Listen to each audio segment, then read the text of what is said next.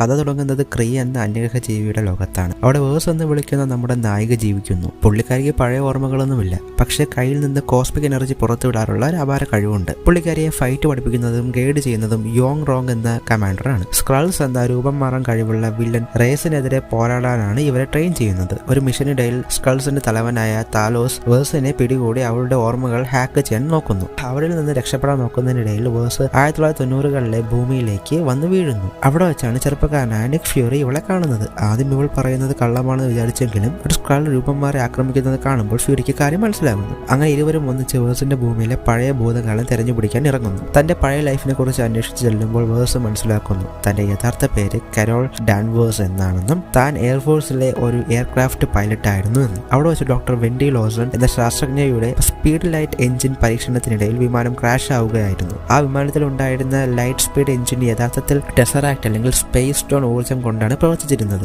ഇവിടെയാണ് കഥയിലെ one twist വരുന്നത്. സ്കൾസിന്റെ തലവൻ താലോസ് കരോളിന് സത്യം കാണിച്ചു കൊടുക്കുന്നു. യഥാർത്ഥത്തിൽ ക്രീ വംശരാജ് വില്ലന്മാർ സ്കൾസ് പാവങ്ങളാണ്. സ്വന്തമായി വീടില്ലാത്ത ക്രീ കാരണം ഓടി രക്ഷപ്പെടുന്ന അഭയാർത്ഥികളാണ് അവർ. ക്രീ കമാൻഡർ യോൺ റോഗ് ആണ് കാരോളിന്റെ പഴയ ഓർമ്മകൾ നശിപ്പിച്ച് അവളുടെ പവർ സ്വന്തം ആവശ്യത്തിന് ഉപയോഗിക്കാൻ അവളെ തെറ്റിദ്ധരിപ്പിച്ചത്. സത്യം തിരിച്ചറിഞ്ഞ കാരോൾ തന്റെ ശക്തി തടഞ്ഞു നിർത്തിയിരുന്ന ക്രീ ചിപ്പ് സ്വന്തമായി തകർത്തെറിയുന്നു. അതോടെ പുള്ളിക്കാരിയുടെ യഥാർത്ഥ പവർ പുറത്തു വരുന്നു. ആകാശത്ത് വെച്ച് ക്രീയുടെ വൻ ബോംബർ വിമാനങ്ങളും മിസൈലുകളും പുള്ളിക്കാരെ ഒറ്റയടിക്ക് അല്ലെങ്കിൽ ഒറ്റയ്ക്ക് തല്ലി തകർക്കുന്നു. യോൺ റോഗിനെ തല്ലി ചതച്ച് തിരികെ അവരുടെ ഗ്രഹത്തിലേക്ക് മടക്കി അയക്കുന്നു. അതിനിടയിൽ നിക് ഫ്യൂരി ഗൂസ് എന്ന അന്യഗ്രഹ പൂച്ച കാരണം ഒരു കണ്ണടിച്ചുപോയി ഐ പാച്ച് ഇടുന്നു. പോകുന്നതിന് മുന്നേ കാരോൾ ഫ്യൂരിക്ക് ഒരു കസ്റ്റമൈസ്ഡ് പേജർ കൈമാറുന്നു. വലിയ ആപത്തും വന്നാൽ മാത്രം വിളിക്കുക.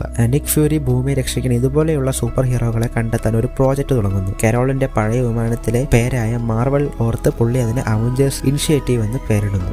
അങ്ങനെയാണ് നമ്മൾ കാണുന്ന അവഞ്ചേഴ്സ് എന്ന് പേര് വരുന്നത്.